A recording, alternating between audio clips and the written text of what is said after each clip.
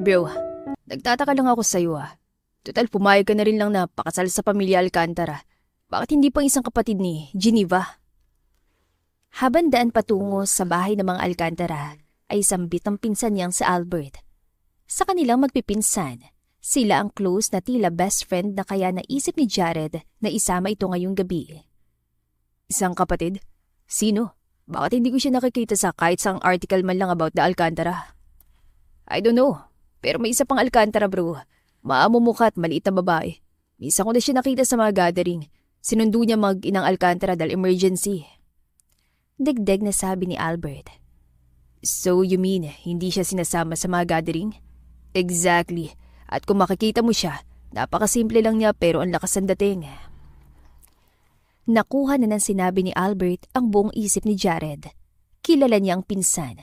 Pag ganoong magsalita, hindi ito nagloloko. Pakakasalan ni Jared ang anak ng isang Alcantara dahil sa kagustuhan ng kanyang abuelo. May utang na loob daw kasi ang matandang Segovia sa namayapang Alcantara. Ang nais na kabayaran ay maging kaisang pamilya nila ang apo nitong dalaga. Napailing siya. Kota na talaga ang buhay nila sa mga tulad ng mga Alcantara. Mauutak at tila linta na mahilig dumikit sa yaman na meron ng mga Segovia. I wanna meet the other Alcantara lady tonight. Ani Jared bago bumaba sa nakaparada na niyang sasakyan. Sana nandyan siya. Nakaka-turn up naman kasi yung si Geneva, kaya mas better siya talaga. Komentong muli ni Albert. Lihim na sinang-ayunan yon ni Jared. Maya-maya pa, dumating na ang pinag-uusapan nilang si Geneva. Talagang sinalubong nito si Jared sa parking space pa lang ng bahay ng mga ito. Hey Jared, excited ka na rin ba sa kasal natin? Nagpapanggap na mainhin na tanong ni Geneva at bagya pa itong lumapit sa tabi ni Jared. To be honest, I'm not excited. Pag-amin ni Jared at bored na tumingin kay Geneva. Peke na pangiti si Geneva at sa loob niya ay ramdam niya ang pagkapahiya. Napakuyong pa ito ng kamao at bahagyang nanlamig ang kamay. Si Albert naman ay kunwari na lang na walang narinig. Alam ko naman na nasasabi mo lang yan kasi hindi pa tayo lubos na magkakilala. Naputol ang sinasabi ni Geneva na magsalita agad si Jared. Even if I know you, hindi kita pakakasalan. Knowing about your family, you only want our money and power. Wala nang bago sa ganyang kilos nyo. Pambabara ng binata. Gustong-gusto nang sumigaw at magalit ni Geneva, ngunit pilit pa rin itong pinapakalman sarili. Sinalina na lamang niya ng wine ang dala nitong baso. If you say so, baka naman this time. Pagbigyan mo naman ako, Jared. Drink this and I will leave you for now. Nakangiting sambit ng babae habang lihim nang itinaktak ang droga. Ngumiti naman si Albert dahil kahit napapano ay inalok din siya, habang si Jared naman ay nagdalawang isip pa. Sige na bro. Pagpilit ni Albert na inumin na lang niya ang wine. Napailing na lang na bahagya si Jared at agad na inisang lagok ang alak. Pagkatapos ay agad itong tumayo. Hihilayin sana to pabalik ni Geneva, ngunit hindi sinasadya na tabig ni Albert ang bote ng wine at agad na tumapon sa dress ito. Ano ba naman? Basa na ako! Maarteng sambit ni Geneva at panay ang tingin niya kay Jared kung nasaan na ito. Nako, sorry, tutulungan na lang kita. Hindi na, kaya kong sarili ko. Sigaw ni Geneva at iniwan doon si Albert. Ngunit ang hindi niya alam ay naglakad na rin si Albert sa kung saan. Habang naglalakad naman si Jared sa mahabang pasilyo ng mansyon ng mga Alcantara, ay nakaramdam siya bigla ng init sa kanyang lalamunan. Kasunod nito ang panlalabo ng kanyang paningin. Kaagad niyang niluwagan ang suot niyang necktie. Dahil pakiramdam niya ay kinakapos siya ng hininga habang kakaibang init na ang nararamdaman niya. Kumuha niya siya ng lakas at gabay sa pader para lang patuloy na makapaglakad. Hanggang sa isang doorknob ang nahawakan niya. Pilit niya itong binubuksan pero nakasara yun sa loob. Samantala, sa kwartong pilit na binubuksan ni Jared, walang kamaling-malay ang binata na himbing nang natutulog ang dalagang si Mariel. Sir, okay lang ho ba kayo? Punuan ng matandang kasambahay na si Nanay Belen kay Jared. Sinundan kita rito sa pasilyo kasi napansin ko na iika-ika ang lakad mo. Napakunot pa noon ang matanda dahil nakasalubong niya rin ang isang lalaki kanina na tila ganito rin nawala sa sarili. Jared! Biglang sigaw ni Geneva mula sa kung saan. Natarantang matanda, kaya dali-dali nitong binuksan ang pintuan ng kwarto ni Mariel, saka tinulak ang binata at siniradong muli ang pintuan. Nanginginig naman na humarap ang matanda nang dumaan si Geneva. Hoy tanda! Nakita mo bang fiancé ko? Inis na tanong ni Geneva. Ha? Utal at kinakabahang tanong ng matanda. Bingi ka ba? Ang sabi ko kung nakita mo ba yung fiancé ko? Inis na ulit ni Geneva. Opo. Nakita ko po siyang pumasok po sa kwarto niyo. Sambit ni Nanay Bilin kahit ang totoo ay ibang tao ang nakita niyang pumasok doon. Napangisi at napangiti naman si Geneva. Sige, wala kang pagsasabihan na nakita mo ha. Opo. Nanginginig na tugon ng matanda. Umalis na si Geneva at agad na nagtungo sa kwarto nito. Naiwan naman ng matanda na halos mamutla na.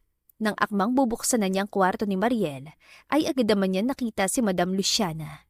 Mabilisan ng tuloy siyang umiwas at nagkunwaring napadaan lang hanggang sa hindi na niya nabalikan pa ang binata at si Mariel.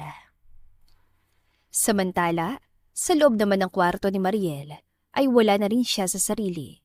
Hindi niya alam kung ano ang nangyayari dahil bigla na lamang siya nakaramdam ng init sa kanyang katawan at pakiramdam ng may pangangailangan. Ano ba itong nararamdaman ko? Nagkamali yata ako ng ininom na inumin kanina. Anang dalaga.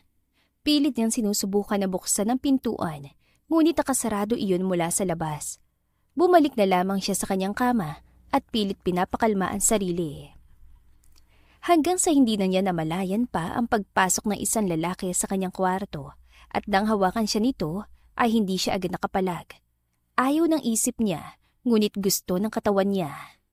Huwag po. Mahina niyang sambit habang ramdam niya ang bawat halik sa kanyang leeg.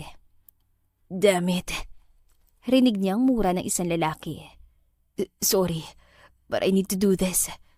Pangako, pananagutan kita. Wala nang nagawa pa si Mariel nang sakupin ng labi ng binata ang labi niya. Kontra man ang isip niya, ngunit gustong-gusto iyon ng katawan niya sa hindi niya malamang dahilan.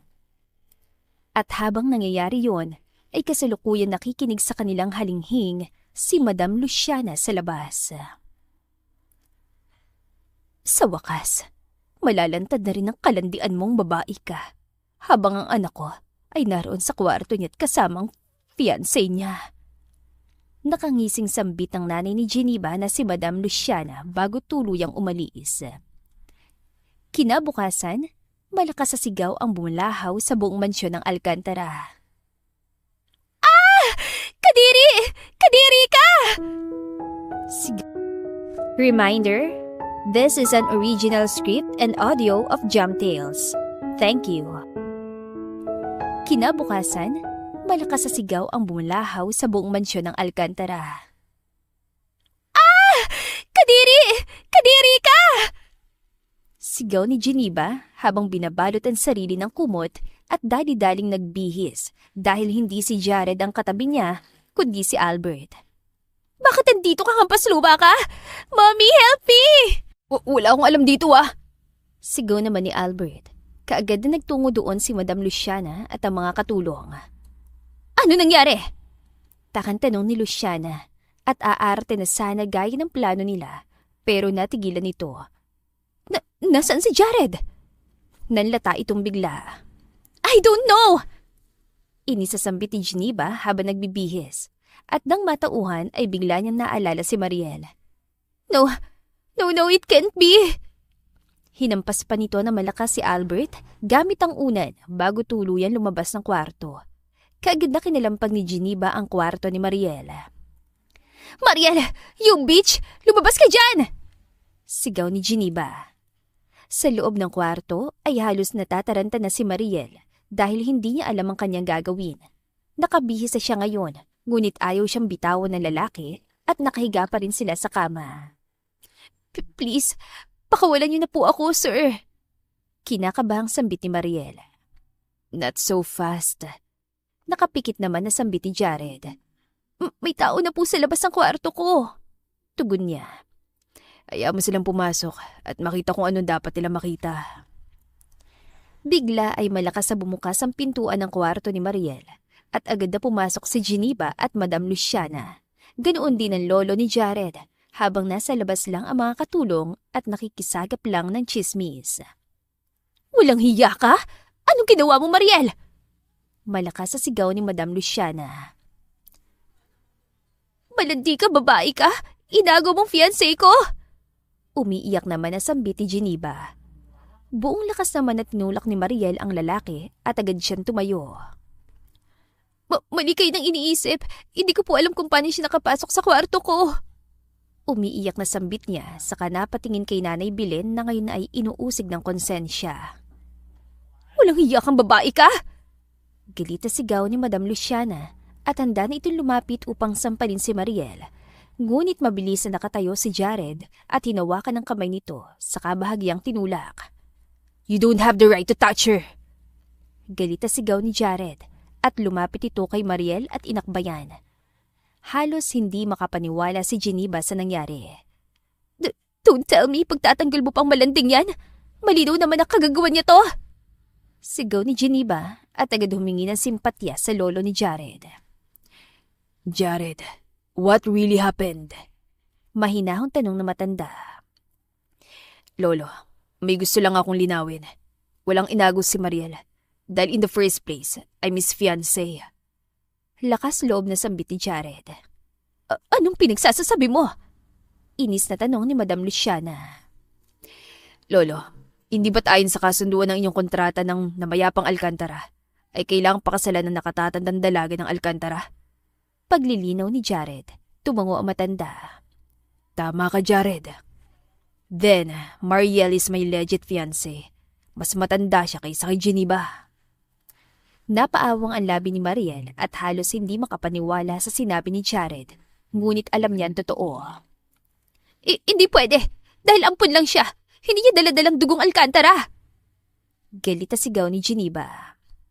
Wala sa kontrata kung kailangan bang kadugo o hindi. Basta nakalahado ay isang Alcantara. She's legally adopted by your late grandfather. Ganti ni Jared. Lingit sa lahat, bago pa magising kanina si Mariel, ay nagganap na siya ng paraan para malusutan ang eksenang yon. Sandaling katahimikan ang namayani sa lahat ng taong naroon. Halos magkatinginan si Geneva at Luciana dahil wala silang alam sa kontrata ng mga nakatatandang Alcantara at Segovia. Kaagad na humarap ang matandang Segovia. Wala nga sa usapan namin kung kadugo ba o hindi. Basta isang Alcantara at nakatatandang dalaga ay iyon ang pakakasalan ng apo ko. Paglilinaw ng matandang Segovia, hindi lang dahil iyon ang totoo. Dahil ito lang din ang unang beses na may pinaglaban at nilapitan ng kanyang apo. No, hindi, Mommy. Do something, Mommy. Umiiyak na sambit ni Geneva habang nagmamakaawa sa kanyang ina. Mr. Segovia, baka po naman maaari niyong piliin na lamang ang anak ko. She's the legitimate Alcantara. Pakiusap ni Madam Luciana. Umiling ang lolo ni Jared. Hindi maaari, Luciana. Mariing sambit ang matanda. May kasunduan kami ng aking amigo at iyon ang masusunod. Parang binuhusan na malamig na tubig si Geneva. Hindi pwede! Hindi pwede to! Paulit-ulit niyan sambit habang nanginginig. Maraming salamat, Lolo. Marahan sambit ni Jared, saka humarap kay Mariel. Mariel, hindi ko intensyong masaktan ka. Hindi ko rin alam lahat na nangyari kagabi. Pero isa malinaw sa akin. May naglagay ng droga sa inumin ko. At alam kong hindi ikaw yun. Napaluha si Mariel. Sir Jared, wala po talaga akong alam. Nanginginig ang boses niya. Noong una ay inakala niyang pakana ni Mariel ang lahat, ngunit nang makita niya sa mga mata ni Mariel na inosente ito at walang alam. I know. Sagot ni Jared, mariin ngunit mahinahon. At hindi kita pababayaan. Enough! Biglang sigaw ni Madam Luciana. Kahit ano pa sabihin niyo, mali pa rin ang nangyari. May karapatan kaming tumanggi dahil maduming babae na siya bago pa kayo ikasal. Napangisi si Jared. At ang anak mo, hindi? Galit na tumingin si Jared kay Geneva. Bro, wala akong alam dyan. Singit ni Albert. Nagulat na lang ako, hubot. Shut up, idiot! Sigaw ni Geneva kay Albert. Napatango ang matanda. Mukhang hindi na rin naman malinis ang iyong anak, Luciana. At kung patuloy pa kayo magmamatigas ng iyong anak, ay handa akong wakasan ang lahat ng koneksyon ng Segovia sa Alcantara. Ang negosyo, pondo at proteksyon. Nanlaki ang mata ni Luciana. Alam niyang iyon ang katapusan ng lahat ng pinaghirapan at pinagplanuhan nila. Mami! Umiiyak na sambit ni Geneva at tila nawala ng lakas. Let's go, Geneva! Utal at halos walang magawang sambit ni Madam Luciana. Kahit labag sa loob nitong umalis sa kwartong yon, ay hindi na sila nagtagal pa at kusa na lamang umalis. Nang mawala ang dalawa at mga tauhan, ay tahimik na lumapit si Nanay Belen at sa wakas ay nagsalita. Patawad po. Lumuhod ito sa harap ni Jared. Kasalanan ko po. Ako po nakakita sa inyo kagabi. Natakot po ako na baka makita kayo ni Miss Geneva, kaya sa kwarto po ni Mariel ko kayo ipinapasok. Hindi ko po inasahan na mangyayari ang lahat ng ito. Pag-amin na matanda. Nanay Belen, mahinang sambit ni Mariel habang nangingilid ang luha sa mga mata. Patawad, Mariel. Naluluhang sambit ni Nanay Belen. Kaagad naman na lumapit si Mariel at inalalayan ng matanda. Okay lang ho yun, Nay. Hindi yun naman po alam na kapwa kami wala sa sarili kagabi eh. Salamat sa pagsasabi ng totoo. Sambit naman ni Jared. Kung ganon, malinaw na may nagbalak at may inosenteng nadamay. Mariing sambit ng lolo ni Jared. Lumapit si Jared kay Mariel at inabot ang coat niya. Now, sasama ka ba sa amin? Tanong ni Jared. Napatingin si Mariel kay Nanay Belen at nakita niyan tumango ito. Sige na iha, sumama ka na sa kanila. Alam ko matagal mo nang gusto lumaya sa pamilyang ito, hindi ba? Sambit ni Nanay Belen. Nay, oo gusto kong umalis. Pero gusto ko kasama kita. Naluluhang sambit ni Mariel. Then, you two will come. Tatanggapin namin kayo ng buong puso at bibigyan ng pagpapahalaga. Sambit ni Mr. Segovia. Nagulat na lang siya nang biglang isuot ni Jared ang singsing sa daliri niya. Huwag po. Ayoko po. Mahinang sambit ni Mariel sabay atras. Hindi po pwede, Sir Jared. Napakunot ang noo ni Jared. Bakit ayaw mo? Diretso nitong tanong. Pasensya na po, pero ayoko. Tumanggi agad si Mariel dahil iba ang plano niya. She's planning to run away after Geneva's wedding. Magpapakalayo-layo na siya para makawala na rin sa lugar na tila kulungan para sa kanya. At lahat yon ay masisira dahil sa isang gabing pagkakamali. Kung papayag siya, para na rin siya naikulong sa buhay na hindi niya gustong kasama ang estrangherong lalaking nasa tabi niya. Anak, pumayag ka na. Sa pamamagitan nila makakalaya ka na sa bahay na to. May dangal kang pangahawakan kahit na papano. Naluluhan sambit ni Nanay Belen. At gaya ng sabi ni Mr. Segovia, magkasama naman tayong dalawa kaya hindi rin kita iiwan. Napatingin si Mariel kay Jared at Mr. Segovia. Baka sa mga mata nito na mabubuting tao ang mga ito. Napaisip siya dahil wala na nga palang kasal na magaganap. Ngayon, kailangan niya maging matalino sa kanyang desisyon. Ito na marahil ang paraan para makatakas siya. Nanay Belen, wag na po kayong sumama sa akin. Alam ko naman po na gusto niyo na pong makasama ang mga anak at apo niyo po sa probinsya. Maari na po kayong umuwi sa inyo. Nakangiting sambit ni Mariel. Maraming salamat, Mariel. Nakangiting sambit ni Nanay Belen. Pwede po bang ihatid na lang po siya bukas ng umaga? Tanong ni Mariel kay Jared at sa matanda. Oo naman, tauhan ko ng bahala sa kanya. Tugon na matanda. Tumango na lamang siya kay Jared at naintindihan agad nito ang desisyon niya. Alfred, sabi mo sa driver na ihanda ng kotse. Isasama natin si Mariel at ang Nanay Belen niya. Utos sa matanda. Kaagad na kumilos si Alfred at lumabas ang mansyon. Habang ang lahat ay nakatingin sa kanila at pinapanood silang umalis, si Luciana at Geneva ay nasa veranda at nakatitig sa kanila. Mami, hindi pwedeng mangyari to. Umiiyak na sambit ni Geneva. Akin si Jared. Para sa akin lang siya. Inis naman na napakuyom ng kamoo si Luciana. Ano ba kasing ginawa mo? Paano nangyari na hindi ikaw ang kasama ni Jared? Bakit ang pinsan niya kasama mo? Paano kayo nagkapalit ng lalaki? Napayuko si Geneva at inalala ang nangyari. Ewan ko.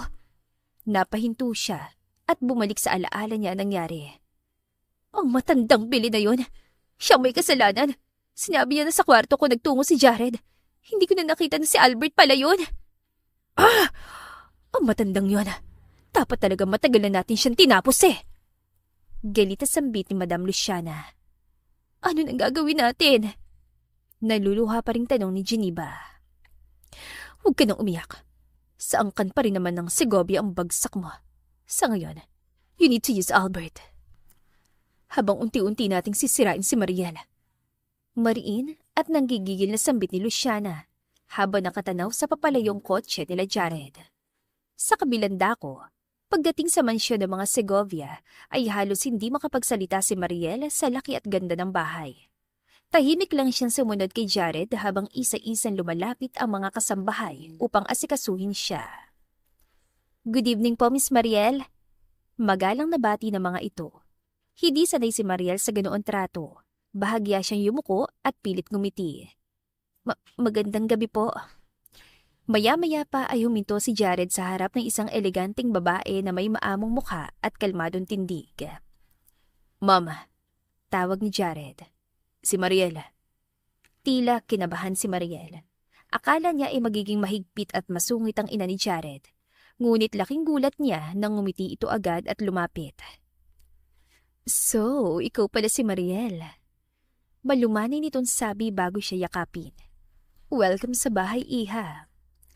Nanlaki ang mga mata ni Mariel, ngunit hindi na niya namalayan na napayakap na rin siya pabalik. Salamat po. Mahina niyang tugon. Hindi ko po akalaing ganito kayo kabait. Napangiti ang mami ni Jared. Anak, wala kang dapat ikatakot dito. Basta kasama ka ng anak ko, pamilya ka na rin namin. Napatingin si Mariel kay Jared. Sandali sila nagkatitigan bago siya agad yumuko na parang nahiya. Sige, dalhin niyo siya sa kwarto upang makapagpahinga na. Sabi ng mami ni Jared sa mga kasambahay. Siguraduhin niyong komportable siya. Opo, mama. Dinala si Mariel sa isang maluwag at maayos sa kwarto. May sariling banyo, malambot na kama at veranda na tanaw ang hardin. Nang makalis sa mga kasambahay, naupo siya sa gilid ng kama at napabuntong hininga. Ay, ganito palang pakiramdam na tinatrato bilang tao. Mahina niyang bulong sa sarili. Kinagabihan, nakahiga na sana siya nang marinig niya ang mga boses mula sa veranda ng katabing kwarto. Bahagya siyang bumangon at napatingin sa direksyon ng boses. Boses iyon ni Jared at ng mami nito. Sigurado ka ba sa ginawa mo? Tanong ng mami ni Jared sa kalmadong boses. Opo, mami. Ayoko may masaktan pa. Sagot ni Jared. Alam mo bang malaking responsibilidad ang pinasok mo? Dagdag ng ina niya. She looks fragile and innocent. Tumahimik si Jared saglit bago muling nagsalita. Kaya nga po hindi ko siya pipilitin na makisama. Gusto kong maramdaman niyan dito sa bahay ay malaya siya. Napakapit si Mariel sa kumot na marinig yun. Anak, huwag mong gawin to dahil lang sa awa. Malumanay na sambit ng mami ni Jared. Hindi po awa to. Mariing sagot ni Jared. Gusto ko siyang protektahan. Protektahan o mahalin? Tanong ng mami nito. Matagal na katahimikang namayani at biglang bumilis ang tibok ng puso ni Mariel. Hindi ko pa po alam. Tapat na sagot ni Jared. Pero ayokong maulit ang naranasan niya. Napapikit si Mariel. Hindi niya alam kung bakit biglang bumigat ang dibdib niya. Marahil dahil sa unang pagkakataon ay may taong nakakita ng lungkot sa mga mata niya. Kung ganun, siguraduhin mong maramdaman niya na ligtas siya rito. Dahil sa dami ng pinagdaanan niya, konting pagkakamali mo lang, baka tuluyan siya lumayo. Marahan tumango si Jared. Pangako po, mami. Samantala, tahimik na bumalik sa kama si Mariel. Mahigpit niyang niyakap ang unan habang nakatitig sa kisame. Hindi niya alam kung ano ang mangyayari bukas. Hindi niya rin alam kung dapat ba siya magtiwala. Pero sa unang gabi niya sa mansyon ng Segovia, ay nakatulog siya ng... Makalipas ang 4 na araw, biglang nagpaalam si Nanay Belen kay Mariel. Wala naman siya nagawa kundi ang payagan ng matanda dahil kailangan ito ng pamilya nito. Nakikita kong ayos ka naman dito, Iha. Panatag ako na wala ka na sa mag-inang Alcantara. Dito ka lang sa piling ni Jared, ha? Nay Belen, bakit ganyan po kayo magsalita na parang hindi mo na ako babalikan? May himig ka ba na ani rito ni Mariel? Hinaplos ng matanda ang magandang pisngi ng inosente niyang alaga. Kada gagawin niya yun dito ay nakakaramdam siya ng awa. Kung hindi sana maagang nawala ang kumupkop kay Mariel, hindi ito maitatago ng mag-inang Luciana at Geneva. Iingatan ka ng Diyos at ni Jared kahit magkalayo man tayo. Nakikita at nararamdaman ko yon. Nay, balik po kayo. Hindi ko alam kung kaya ko mag-isa. Kaya mo, matapang ka kahit ganyan ka ka-inosente sa mundong ito, Iha. Nagyakap sila bilang pamamaalam. Wala sa araw na yon si Jared. Naging busy ito sa trabaho kaya sa kanya lang nagawang magpaalam ng matanda. Ilang araw na simula na makaalis si Nanay Belen. Ilang araw na rin na nakalipas simula nang manatili siya sa mansyon, ngunit hindi pa rin mawala ang kaba niya. Sa tuwing gigising siya sa umaga, palagi niyang tinatanong ang sarili niya. Baka sa umpisa lang to. Baka tulad lang din doon sa Alcantara. Miss Mariel, may gusto po ba kayong kainin? Tanong ng isang kasambahay. Wala po. Okay lang po ako. Mabilis niyan sagot. Ngumiti lang ang babae. Sige po, kung may kailangan kayo, nandito lang kami. Tawag lang po kayo.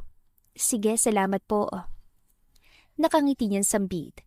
Tuwing may lalapit na kasambahay para magtanong kung may kailangan siya, napapatingin siya sa paligid na parang naghihintay na may sisigaw o mag-uutos sa kanya. Nasanay kasi siya ang utusan, sinisigawan at sinasaktan. Lumipas sa mga araw, pero hindi nagbago ang pakikitungo ng lahat sa kanya. Tuwing kakain sila, palaging hinihintay siya ng mami ni Jared. Mariel, dito ka sa tabi ko. Masayang aya nito. Huwag kang mahihiya. Kung minsan, siya pang ipinagluluto nito ng paborito niyang ulam kapag nalalaman nitong hindi siya kumakain na maayos. Alam mo, payat ka masyado. Biro ng mami ni Jared. Dito, aalagaan ka namin. Unti-unting napapalitan na ng sayang kaba ni Mariel. Habang mag-isa siya sa kwarto, napatingin siya sa salamin. Iba ng itsura niya. Mas maliwanag ng mukha niya. Mas magaan ang pakiramdam. Baka totoo ngang nasa maling tahanan lang ako noon. Mahina niyang bulong. Dahil ngayon, habang kasama kong pamilyang Segovia, mahal nila ako bilang isang tunay na pamilya. Isang gabi, naabutan ni Mariel si Jared sa veranda. Tahimik itong nakaupo, hawak ang baso ng tubig at tila may malalim na iniisip. Ngayon niya balak sabihin kay Jared ang gusto niyang mangyari. Huminga muna siya ng malalim bago naglakas loob na lumapit. Jared, mahinang tawag niya. Lumingon si Jared. May kailangan ka? Umupo si Mariel sa tapat niya. Halata ang kaba sa kilos niya habang pinaglalaruan niya ang daliri niya. May gusto po sana akong pag-usapan natin. Seryoso niyang sabi. Tumango si Jared. Sige, nakikinig ako. Sandali na tumahimik si Mariel para naghahanap ng tamang salita. Pumapayag na akong magpakasal. Pero 1 taon lang. Napakunutan noon ni Jared. 1 taon? Oo, mabilis niyang sagot. Pagkatapos noon, maghihiwalay na tayo. Tumingin si Jared sa kanya ng diretsyo. Bakit? Bahagyang umiwas ang tingin si Mariel. Hindi niya kayang sabihin ng totoo na gusto niyang lumaya, na ayaw niya masaktan kapag natapos na ang lahat. May mga bagay lang po akong kailangang ayusin sa sarili ko. Sambit niya. Ayokong habang buhay tayo nakatali sa isang kasunduan. Natahimik si Jared, pero sa loob-loob niya, may isang tanong na pumasok sa isip niya. May minamahal na ba si Mariel? May hinihintay ka bang iba o may mahal ng iba? Halos hindi napigilang tanong ni Jared. Nanlaki ang mata ni Mariel. Wala po. Ngunit dahil sa pag-iwas ang tingin niya, iba nabasa ni Jared sa mga mata niya. Okay, Malamig nitong sagot. kung yan ang gusto mo, hindi ko nasasalungatin. Napatingin si Mariel sa kanya. Pumapayag po kayo? Tumango si Jared. Arranged marriage lang naman to. Walang special sa pagitan natin. Labag sa loob, nasambit ni Jared. Masakit marinig yun at parang kinurot ang puso niya, pero tinanggap ni Mariel dahil iyon naman ang totoo. Salamat po. Gusto ko rin sana mag-request kung maaari. Ano yun? Nais ko makatapos ang pag-aaral. Bagay na hindi na ibigay sa akin ng Alcantara buhat nang mamatay ang don na kumukup sa akin. Walang problema, Mariela. Magaan na tugon ni Jared. Basta, hatid sundo ka ng driver para na rin sa kaligtasan mo. Ewan niya, pero may pakiramdam siya na napakaraming bagay ang hindi pinakita ng mag-inang Alcantara kay Mariel. Sa dulo ng puso niya, gusto niya rin. At simula noon ay hindi na sila nag-usap pa. Lumipas sa Reminder, this is an original script and audio of Jam Tales. Thank you. Lumipas sa mga linggo, unti-unting napansin ni Jared ang mga maliliit na bagay kay Mariel. Hindi ito mahilig sa mamahaling gamit. Mas gusto nitong magbasa o mag-drawing sa hardin. Palagi ito nagpapasalamat sa mga kasambahay at halos kasundo nito lahat ang tauhan nila. At hindi na rin niya matiis na hindi ito kausapin. Halos palagi na niya itong napapanaginipan. Kaya nung isang umaga, nakita niya itong tumutulong magtanim ng bulaklak, ay agad siyang lumapit. Hindi mo naman kailangan gawin yan. Sambit ni Jared. Nagulat ngunit agad nang umiti si Mariel. Okay lang, gusto ko to, nakaka-relax. At doon niya napagtanto na iba talaga ito sa mga babaeng nakilala niya noon. Malayong malayo sa mga mayayamang babaeng sanay sa yaman at nightlife sa bar. Halika, magtanim ka rin. Nakangiting aya ni Mariel sa kanya. Wala nang nagawa pa si Jared kundi ang tumulong kumuha ng lupa at magpunla. Nagkatinginan ng mga tauhan nilang naroon at sinimulan silang asarin na dalawa. Halos kitang-kita niya kung paano namula ang pisngi ni Mariel. Ngayon lang na-realize si Jared na mas gumagaan ang pakiramdam niya kapag kasama si Mariel. Ngunit hindi rin mawala sa isip ni Jared ang tanong na kung paano kapag matapos ang isang taon ay ayaw na niyang pakawalan si Mariel. Ano ang gagawin niya? Isang umaga, sabay-sabay na kumakain sa dining area ang pamilya Segovia. Tahimik lang si Mariel habang dahan-dahang kumakain. Ngunit bigla siya napahinto at napahawak sa bibig dahil nakaramdam siya ng pagduduwala. Mariel, bakit? Nag-aalalang tawag ng mami ni Jared. Hindi na siya nakasagot. Bigla siya napatayo at mabilis na tumakbo palabas ng dining area. Mariel! Gulat na sigaw ng mami ni Jared. Mabilis na sinundan ni Jared si Mariel hanggang sa kusina. Pagdating doon, nakita niya ito nakayuko sa lababo. Halos manginig habang sumusuka. Hey! Mahinang tawag ni Jared habang hinahawakan ang likod niya. What happened? May nakain ka bang bawal sa'yo? Matapos ang ilang sandali, huminga ng malalim si Mariel, pero halata pa rin ang panghihina niya. Halos namumutla ang mukha niya at may luha sa gilid ng mata. Okay ka lang ba? Tanong ni Jared at bakas ang pag-alala sa boses niya. Umiling si Mariel. Hindi ko rin alam. Bigla na lang ako nahilo. Inabot ni Jared ang baso ng tubig at inalalayan siyang uminom. Nanginginig ang kamay ni Mariel habang tinatanggap yun. Sa hindi kalayuan, naroon ang mami ni Jared. Hindi ito mapakali nang lumapit ito sa kanila. Mariel, ganyan bang pakiramdam mo nito mga nakarang araw? Marahan itong tanong. Hindi agad nakasagot si Mariel. Yumuko lang siya at mahigpit na napakapit sa gilid ng lababo. May pagkakataon bang? Sandaling huminto ang mami ni Jared bago diretsahan nagtanong. Are you pregnant? Nanlaki ang mga mata ni Mariel. Parang biglang huminto ang mundo niya at nabingi siya sa tanong ng ginang. Hindi po. Mahina niyang sambit pero halatang hindi siya sigurado. Napatingin si Jared sa kanya. Kailan ang huli mong regla? Seryoso niyang tanong kahit halatang kaba sa mga mata niya. Natigilan si Mariel. Bigla niyang naalala na ilang linggo na nga pala at hindi pa siya dinatna ng buwan ng dalaw. Hindi niya namalaya na nangingilid na ang luha sa mata niya. Jared, nanginginig niyang tawag. Hindi ko alam. Natahimik at nagkatinginan sila. Halos walang gustong magsalita kaya si Jared nang kumilos. Huminga ng malalim si Jared at hinawakan ng kamay niya. Okay, let's calm down. Tumingin siya sa mami niya. Mommy, ipahanda niyo na po ang sasakyan. Tumango ang mami ni Jared at halatang nag-aalala pero kalmado. Sige, maupo ka muna, Mariela. Habang inaakay siya ni Jared paupo, hindi maiwasang manginig ang dibdib ni Mariel at isa lang tumatakbo sa isip niya. Hindi pwedeng mabuntis siya. 1 taon lang ang usapan nila at ayaw niyang sirain yon. Ayaw niyang mapilitan si Jared na akuin ang responsibilidad na pareho nilang hindi inaasahan. Nakarating sila sa isang private clinic OB-GYN. Nakaupo si Mariel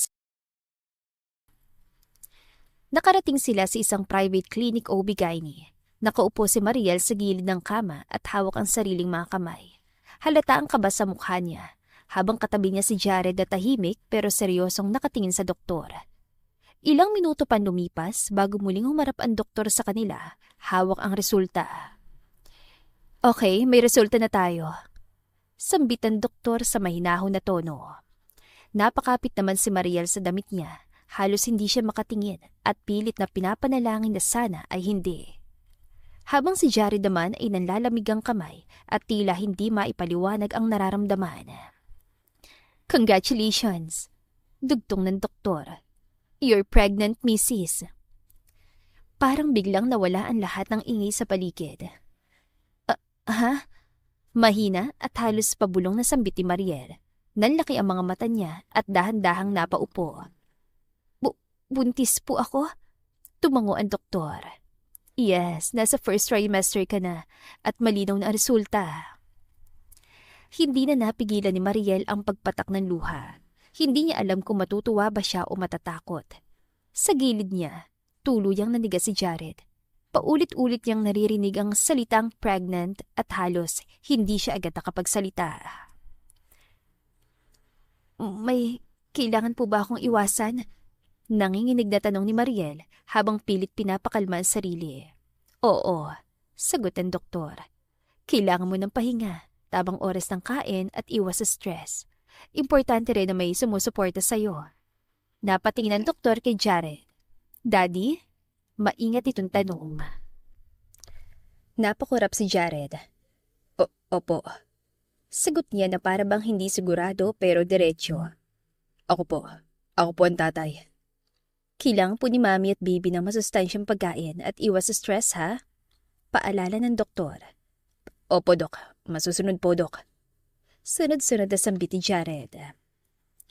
Pagkalabas sila ng klinika, ay tahimik lamang silang dalawa, hanggang sa hindi kinaya ni Mariel at huminto siya sa paglakad. Jared, basag ang boses niya. Pasensya na, hindi ito kasama sa usapan natin. Humarap si Jared sa kanya.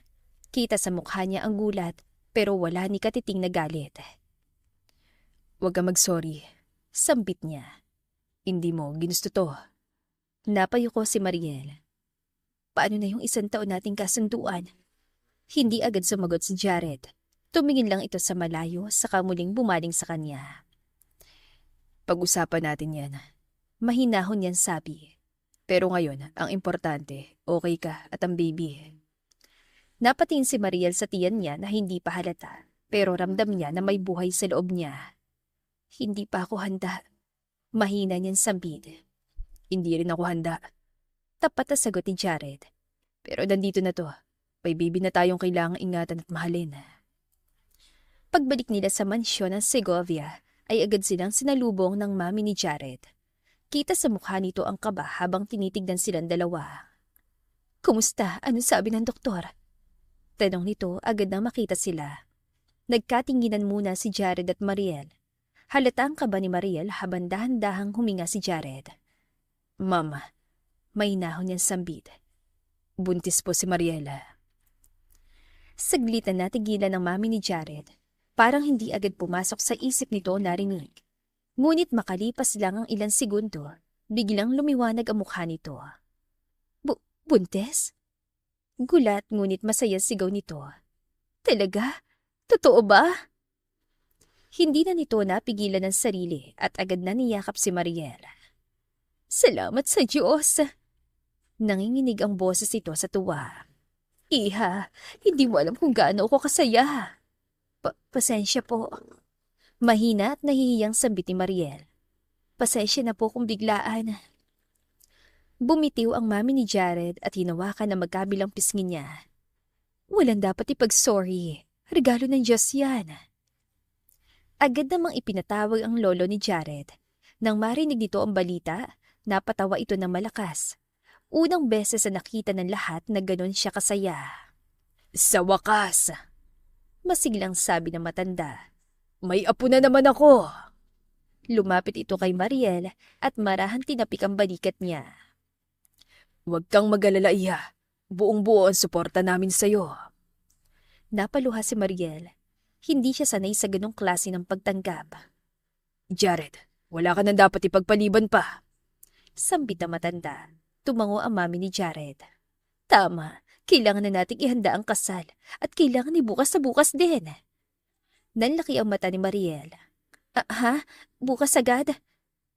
Oo naman, Iha. Para legitimate child ang kalalabasan ng anak niyo. Excited na sambit ng ginang, saka nagpaalam umalis at mukhang may tinawagan. Habang pinag-uusapan na ng dalawa ang mga detalye ng kasal, tahimik na hinawakan ni Jared ang kamay ni Mariel. Hindi kita iiwan. Mahina nitong sambit. Pangako ko yan, Mariel. Ilang linggo na kalipas, bago sila formal at nagkaroon ng eksaktong petsa sa City Hall. Nakatayo ngayon si Mariel sa harap ng salamin. Suot ang simple pero eleganteng puting dress. Walang make-up na makapal, walang alahas na mamahalin. Pero kitang-kita sa mukha niya ang halo-halong emosyon, kaba, takot at kaunting pag-asa. Okay ka lang, Iha? Mahinang tanong ng mami ni Jared habang inaayos ang buhok niya. Tumango si Mariel. Opo, medyo kinakabahan lang po. Ngumiti ang mami ni Jared at hinawakan ng kamay niya. Normal yan, pero tandaan mo hindi ka nag-iisa. Sa kabilang side ng hall, tahimik naman naghihintay si Jared. Simple lang din ang suot niya, clean suit at lakas ng loob. Lumapit ang lolo ni Jared at tinapik ang balikat ng apo. Handa ka na ba? Tanong nito. Tumango si Jared. Opo, lolo. Hindi perpekto ang simula niyo. Pero minsan, doon nagsisimula ang totoong pamilya. Sambit ng matanda. Grabe bro, you're the best. Sambit naman ni Albert. Hoy, ikaw loko ka. Hinahanap ka ni Geneva sa akin. Sabay pingot ng lolo nila sa tenga nito. Pinipilit nilang pakasalan ko siya. Ayoko na sa babaeng yun, salbahe. Reklamo ni Albert na ikinailing ni Jared. Nang tawagin ang pangalan nila ay sabay silang humarap sa civil officer at umupo ang lahat na naroon. Do you, Jared Segovia, take Mariel Alcantara as your lawful wife? Tanong ng opisyal. Saglit na tumingin si Jared kay Mariel. Hindi ito ang planong buhay na inisip niya noon, pero ito ang pinili niya ngayon. Yes. Buo at malinaw niyang sagot. Do you, Mariel Alcantara, take Jared Segovia as your lawful husband? Napakapit si Mariel sa hawak niyang bouquet. Bumalik sa isip niya ang lahat. Ang sakit, ang takot, ang pag-iisa. Pero naroon din ang init ng pamilyang tumanggap sa kanya. Opo. Mahina ngunit buo niyang sagot. Ngumiti ang civil officer. By the power vested in me, I now pronounce you husband and wife. May bahagyang palakpak sa loob ng hall. Dahan-dahang sinuot ni Jared ang singsing sa daliri ni Mariel. Nanginginig pa ang kamay niya, hindi dahil sa duda, kundi dahil sa bigat ng pangako. Hindi ko alam kung paano maging perpektong asawa. Bulong ni Jared, para silang ang makarinig. Pero susubukan ko. Napatingin si Mariel kay Jared. May luha sa mata niya, pero may ngiti sa labi. Sapat na lahat ng ginagawa mo para sa akin, sagot niya. Pagkatapos ng seremonya, agad na niyakap ng mami ni Jared si Mariel. Welcome to the family, Mrs. Segovia. Nanlaki ang mata ni Mariel sa tawag, pero sa halip na matakot ay napangiti siya. Talagang isa na siyang ganap na Segovia. Parte na talaga siya ng pamilyang tumanggap sa kanya ng buong puso. Lumipas sa mga buwan at unti-unting nagbago ang araw-araw ni Mariel. Naging natural na sa kanya ang makaramdam ng morning sickness. At sa bawat pagbabago niya, laging naroon si Jared. Mas maaga na itong umuuwi, hindi na madalas lumalabas. Mas gusto niya dumiretso sa kwarto para makita si Mariel, lalo na kapag hawak nito ang tiyan niya habang nakaupo sa kama o sofa. "Kumusta kayo?" Palagi niyang tanong, sabay dampi ng kamay sa tiyan. Ngumiti si Mariel. "Ayos naman, malikot si baby sa loob ko." At sa simpleng sagot na yon, parang sapat na kay Jared ang buong araw. Magkasama na rin sila sa isang kwarto dahil para maramdaman ni baby ang presensya nila. Isang gabi, halos pa madaling araw na ay biglang nagising si Jared dahil marahan tinatawag siya ni Mariel. "Jared," mahina nitong sabi. Agad siyang bumangon. "Ano yun? Masama bang pakiramdam mo?" Umiling si Mariel na medyo nahihiya. "May gusto akong kainin." Napangiti si Jared. "Anong gusto mo?" "Sopas." Mabilis niyang sagot. "Gusto ko rin na ikaw yung magluluto." Natigilan si Jared. "Ako?" Tumango si Mariel. "Gusto ko ang luto mo." Napabuntong hininga si Jared pero tumayo pa rin. Sige, sandali lang. Hintayin mo ako rito at pagluluto kita." Sa kusina, nakatayo si Jared sa harap ng kalan.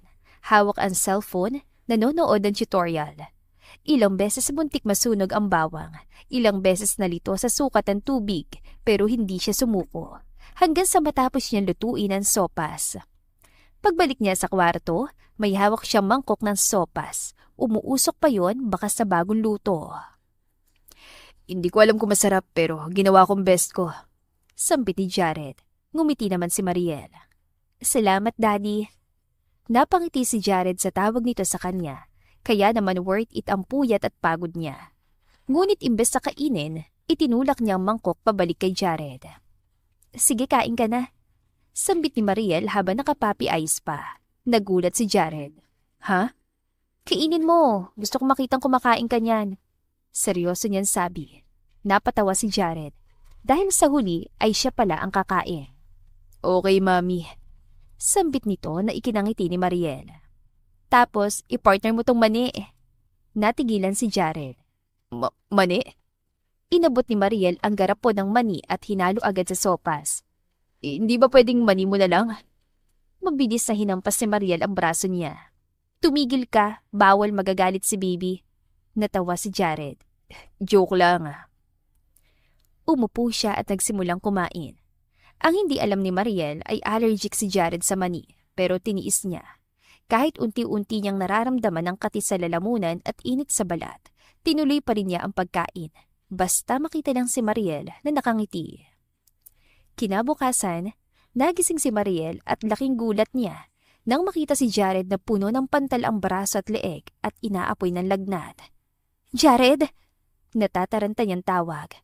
"Ano nangyari sa'yo?" Umupo si Jared at pilit ngumiti. "Okay lang ako." "Hindi ka okay." Nanginginig ang boses ni Mariel. Bakit ganyan ang itsura mo? Ang dami mong pantal." Natahimik sandali si Jared bago umamin. "Allergic ako sa peanut." Nanlaki ang mata ni Mariel. Ano? Bakit mo kinain kagabi?" Biglang pumatak ang luha niya. "Kung alam ko lang, hindi sana kita pinilit." Kaagad siya nilapitan ni Jared kahit nanghihina at hinawakan ang mukha niya. "Hey," mahinahon niyan sabi. "Okay lang, ginusto ko yon." "Pero nasaktan ka." Umiiyak na sambit ni Mariel. "Hindi ako nagsisisi," sagot ni Jared.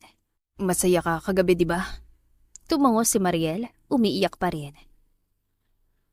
"Isa lang yun sa mga kaya kong gawin para sa inyo ni baby," sambit ni Jared. "Basta makita kitang masaya, okay na ako. Saka huwag ka nang umiyak. Uminom naman ako ng gamot." Mahigpit siya niyakap ni Mariel, ngunit maingat dahil sa tiyan niya na halata ng umbok. Sa kabilang banda, sa isang mamahaling cafe, Magkasama nakaupo sina Luciana at Geneva. Halatang inis si Geneva habang paulit-ulit na ini-scroll ang cellphone niya. "Mami!" Biglang sigaw ni Geneva. "Tignan mo to!" Inagaw ni Luciana ang cellphone. Naroon ang isang litrato. Si Jared, hawak ang baywang ni Mariel at halatang buntis na ito. Nalaki ang mata ni Luciana. "Hindi! Imposible! Buntis siya!" Gigil na sambit ni Geneva. "Buntis si Mariel!" Napakuyom ang kamao ni Luciana. "Kaya pala minadali ang kasal." Tumayo si Geneva at nanginginig sa galit. "Dapat ako yun! Ano ko dapat ang dala niya, Mami? Hindi niya babaeng yan!" "Kumalma ka lang." Malamig na sabi ni Luciana, pero halata rin ang galit. "Hindi pa tapos to. Anong gagawin natin?" Tanong ni Geneva, halos pabulong pero puno ng puot. "Hayaan na lang natin siya maging Mrs. Segovia. Hayaan na lang natin siya magkaanak." Ngumisi si Luciana. "Hindi." Lumapit siya kay Geneva at hiniwakan ng balikat ito. Ang buntes, mahina. At kapag mahina, madaling masira. Napangiti si Geneva. "So, gaganti tayo?" Tumango si Luciana. "Hindi tayo basta gaganti." Sandaling tumigil bago nagpatuloy. "Sisirain natin ang mundo niya." Hindi kaya ng ego ni Luciana na makitang ganoon na lang kapayapa si Mariel. Hindi niya kayang makita na hindi nahihirapan ang babae dahil mulat sa pool na dumating ito noon sa buhay nila. Puro ito na lang ang inintindi ng kanyang ama. Sira na ang mundo niya bago siya kinupkup noon ni Papa. Ano ba kung sirain ko ulit? Yun naman talaga ang dapat. Grabe talaga ang galit mo sa kanya, Mami, ha? Yung pagmamahal ng Papa sa kanya noon. Sa akin dapat napunta yon. Gigil na sabi ni Luciana. "Paano ka nga mamahalin? Layas ka." "Shut up, Geneva!" Tumahimik ngunit nakangiti si Geneva. Inaasar ang kanyang ina. Matigas naman kasi talaga ang ulo ni Luciana. Nabuntis nga ito kay Geneva nang hindi alam kung sinong ama. Iilan lang ang tanda ni Geneva kay Mariel at ang naisip niya ng kanyang ama bilang panakipbutas sa kagagahan niya ay ampunin niyang legal si Mariel. Pinalabas sa lahat na parehong legal na ampun niya lang sina Mariel at Geneva. Makalipas ang ilang araw, sa mansyon ng mga Segovia, kasalukuyang mag-isa naman si Mariel sa garden. Hapon noon, preskong hangin at tahimik ang paligid. Nakaupo siya sa swing chair habang dahan-dahang hinihimas ang tiyan niya. "Anak, konting panahon na lang makikita ka na namin." Bulong niya habang may ngiti sa labi. Hindi niya alam na sa labas ng bakuran may dalawang matang nagmamasid. Nandoon siya. Mahina ngunit madiing sambit ni Geneva habang nakasilip sa gate. "Tama ang timing," sagot ni Luciana. "Mag-isa siya ngayon." Ilan sandali pa, may isang kasambahay ang lumapit kay Mariel. "Ma'am Mariel, may delivery raw po sa likod, kayo raw po ang pipirma." Sambit nito. Nag-alinlangan si Mariel. "Ako? Opo, sabi po kasi urgent." Tumayo si Mariel kahit may kaba sa dibdib. Sumunod siya at hindi alam na iyon ay bitag. Pagdating nila sa likod ng mansyon, biglang tumigil ang kasambahay. "Dito po, ma'am." Bago pa siya makapagtanong, biglang may malakas na tumulak sa kanya mula sa likod. "Ah!" Napatumba si Mariel sa damuhan at napahawak siya agad sa kanyang tiyan. "Geneva!" Nanginginig niyang sambit na makita ang babaeng nasa harap niya. Lumapit si Geneva ng may malamig na ngiti. "Bagay pala sa'yo magbuntis, pero sayang lang dahil hindi mo na siya makikita pa." Sumunod si Luciana. "Kung hindi ka lang buntis, wala sana tayong problema." "Bakit?" Umiiyak na tanong ni Mariel. "Wala akong ginawa sa inyo. Wala akong kasalanan." "Kasalanan mo lahat!" Sigaw ni Geneva. "Inagaw mong buhay na dapat sa akin at kay Mami!" Lumuhod siya sa harap ni Mariel at hinila ang buhok nito. "Isang tulak at tadyak patiyak na mawawala na sa'yo lahat." Napahikbi si Mariel. "Maawa kayo. May bata ako dinadala. Maawa kayo sa baby ko." Saglit na nag-alinlangan si Luciana. Ngunit agad ding tumigas sa mukha. "Geneva," utos niya. "Tapusin mo na. Itinaas si Geneva ang kamay at handang itulak muli si Mariel ngunit napatigil ito sa malakas na sigaw. Hoy! Tumigil kayo! Lumingon silang tatlo at nakita nila si Jared. Mabilis na tumakbo si Jared papalapit. Puno ng galit at takot ang mukha. Tinulak niya palayo si Geneva at agad na niyakap si Mariel. Okay ka lang? Nanginginig niyang tanong. Jared! Humahagulgol si Mariel. Masakit ang tiyan ko. Ang baby natin. Please iligtas mo siya. Nanlaki ang mata ni Jared na makitang pumumula ng braso at sugat ni Mariel. Lumingon siya kina Luciana at Geneva. Ang titig niya ay malamig at puno ng galit. Kapag may mangyari sa asawa at sa anak ko, sisiguraduhin kong pagsisisihan yung araw na ipinanganak kayo.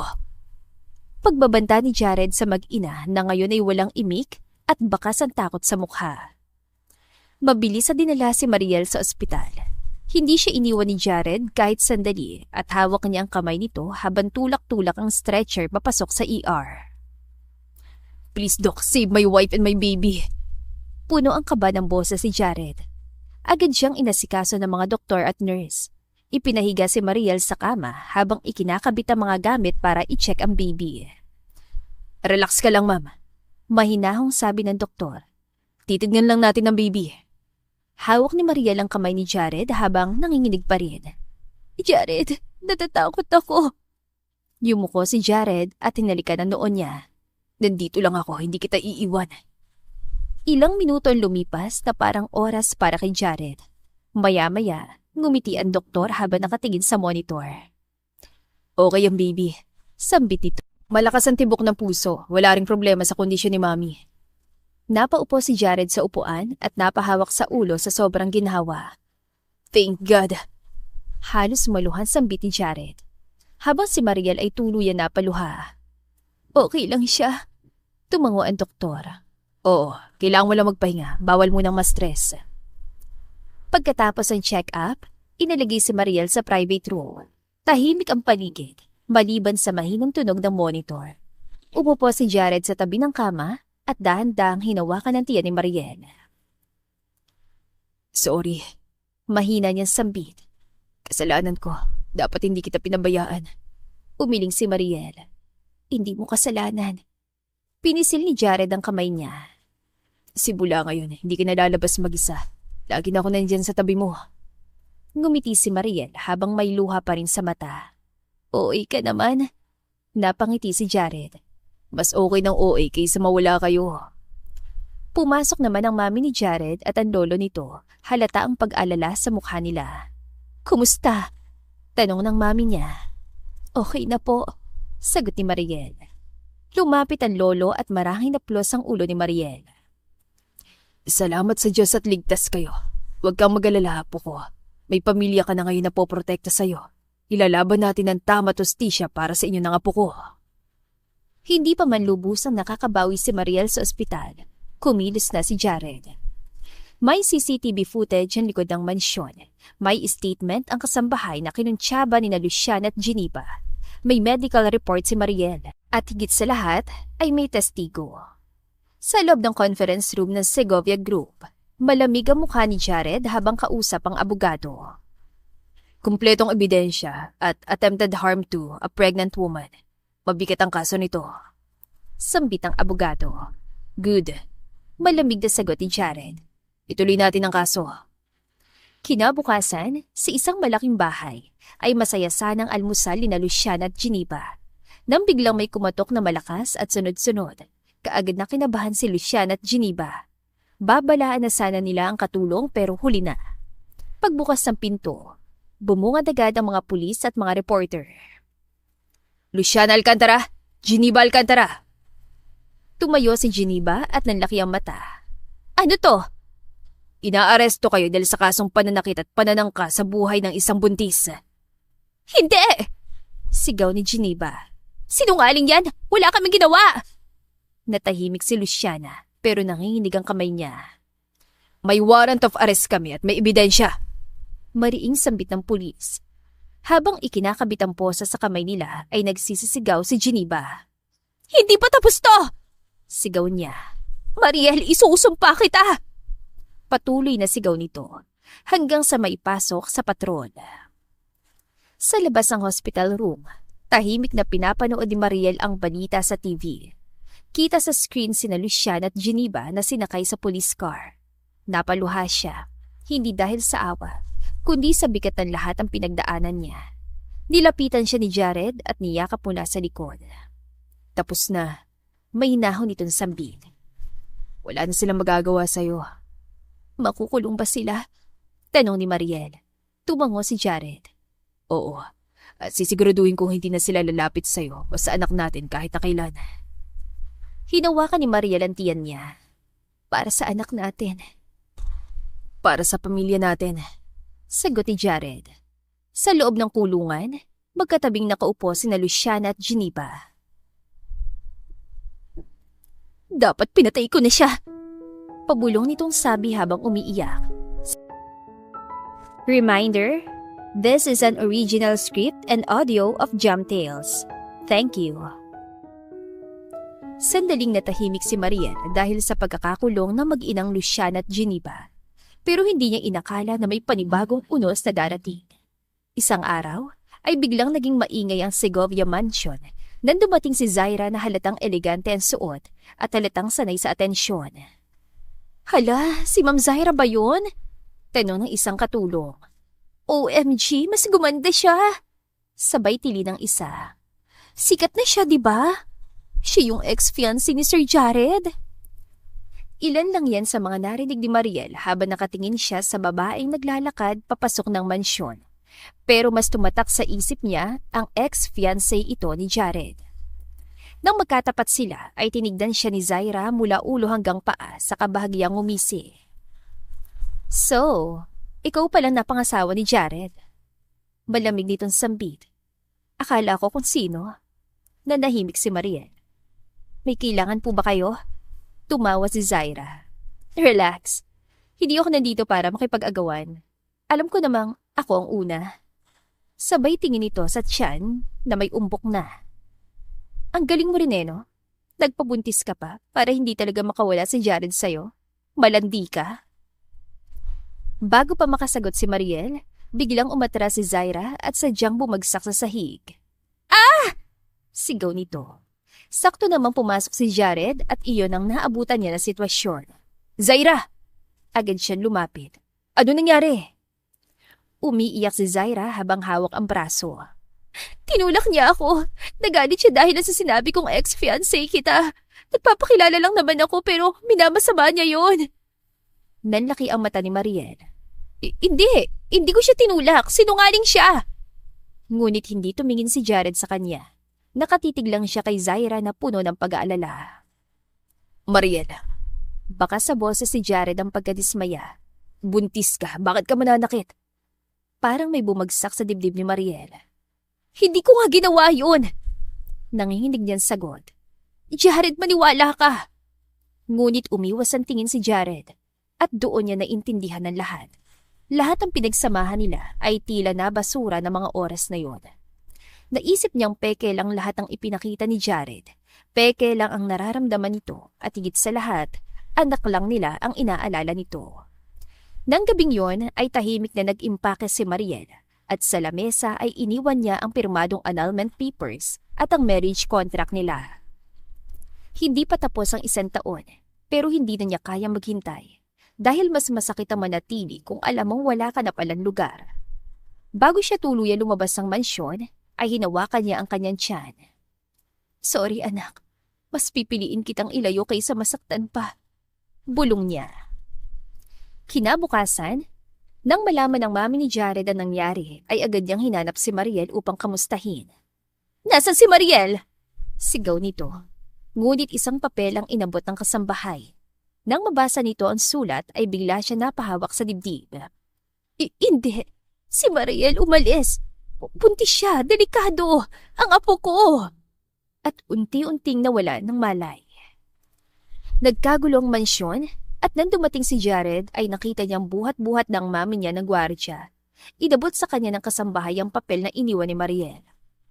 Halos manlumo siya na makita ang annulment papers at marriage contract nila. Matagal na yun nakahanda dahil sa 1 taon na usapan nila ni Mariel. Hindi niya inakala na nakita yun ng asawa. Hindi siya umuwi kagabi dahil nag-overtime siya sa kumpanya. Sa sobrang busy, hindi na niya naalala si Mariel. Hanapin niyo siya, kahit baliktarin niyo ang buong syudad! Sigaw ni Jared, saka sumunod sa kotseng lulan ng mami niya. Nagkalat ang mga tauhan niya sa airport, terminal, hospital, kahit saan, pero walang Mariel na nakita. Ang hindi alam ng lahat ay hawak ni Zaira si Mariel. Nang maidilat ni Mariel ang mga mata niya, ang una niyang naramdaman ay sakit sa ulo at paninikip ng dibdib. Nakagapos sa mga kamay niya at ang paligid ay amoy alikabok at kalawang. "Nasaan ako?" Pabulong niyang sabi. Mula sa dilim ay may naglalakad palapit sa kanya. "Sa lugar na walang makakahanap sa'yo." Nanlaki ang mga mata ni Mariel nang mabosesan at makita nagsalita. Zaira." Ngumiti si Zaira pero walang awa sa mukha. "Akala mo nakatakas ka na? Hindi pa." "Bakit mo to ginagawa?" Umiiyak na tanong ni Mariel. "May anak akong dinadala. Maawa ka." Sandaling tumigil si Zaira pero tumigas muli ang mukha niya. "Dapat hindi ka nag-exist, lalo na yung batang salot na yan. Dahil sa inyo, hindi na ako babalikan ni Jared. Mas pinili ka niya. Kayo ng baby mo!" Lumuhod si Mariel kahit nakagapos. "Please, palayain mo na ako. Lalayo ako, hindi na ako babalik." Tumawa si Zaira. "Hindi sapat yon." Sambit nito bago muling tumalikod at sinarado ang pinto. Naiwang umiiyak at sumisigaw si Mariel sa madilim na kwarto. Kinabukasan, nagkagulo sa SOCMED at News TV. Kumalat sa internet ang kontrata ng kasal ni Jared at Mariel. Isang bilyonaryo nagkaroon ng isang kontrata sa naka-one-night stand nito. Sa harap ng media ay humarap si Jared. "Opo, nagsimula ang kasal namin bilang kontrata." Pag-amin niya. "Pero minahal ko ang asawa ko. Totoo yun. At kahit anong mangyari, siya pa rin ang pipiliin ko." Sa basement, napanood ni Zaira ang balita sa maliit na TV. "Mahal mong impacta na to?" Sigaw niya. "Ako ang mahal mo!" Sa sobrang galit, hinila niya ang buhok ni Mariel at nilabas ang kutsilyo. "Kung hindi ka mawawala, ako ang mawawala!" Napapikit si Mariel. "Jared!" Mahina niyang bulong. "Drop the knife!" Isang malakas na sigaw ang umalingaw-ngaw. Bumukas ang pinto at sabay-sabay pumasok ang mga pulis. At sa likod nila ay naroon si Jared. Nanlumo si Zaira. Hindi! Akala ko nakalive ko sa TV." Lumapit si Jared at nanginginig ang kamay sa galit at takot. "Palabas lang yun. Sinadya ko yun." Tinignan niya si Zaira. Malamig ang mata. "Nahanap namin ang location ng nag-leak ng kontrata. At ikaw yun." Ibinagsak ni Zaira ang kutsilyo at agad siyang pinosasan ng mga pulis. "Hindi pa tapos to!" Sigaw niya habang hinihila palabas. Mabilis na nilapitan ni Jared si Mariel. Tinanggal ang gapos at agad siya niyakap na mahigpit. "Sorry." Paulit-ulit niyan sabi. "Sorry kung hindi kita pinaniwalaan. Sorry kung nasaktan kita." Humagulgol si Mariel sa dibdib niya. "Akala ko, iniwan mo na ako." Hindi. Mahigpit niyan sagot. "Ikaw ang asawa ko, ikaw ang mahal ko." Hinawakan niyan siya ni Mariel. "At kayo ang buhay ko." Ilang araw matapos makapagpahinga si Mariel, mas maaliwalas ng pakiramdam niya. Tahimik ang Segovia Mansion nang biglang dumating si Jared at may kasama siyang isang mag-asawa. Napakunot-noot si Mariel. "Hello po, sino po sila?" Hindi agad sumagot si Jared. May kaba sa mata niya pero baka rin ang magaan ang ngiti. Lumapit ang babae kay Mariel habang nanginginig ang kamay at bigla itong humawak sa pisngi niya. "Anak!" Nangingiyak nitong sabi. Danlaki ang mata ni Mariel. Po? "Anak ka namin." Sabat ng lalaki. "Matagal ka naming hinanap." Parang huminto ang mundo ni Mariel. Anong ibig niyo pong sabihin?" Huminga ng malalim si Jared. "Mariel, buhay ang mga magulang mo. Hindi sila patay." Umiling si Mariel, nanginginig. Hindi, sinabi ng mga Alcantara. Sinungaling sila. Mahina ngunit madiing sabi ni Jared. Hindi ka ampon. Dinukot ka mula sa totoong pamilya mo.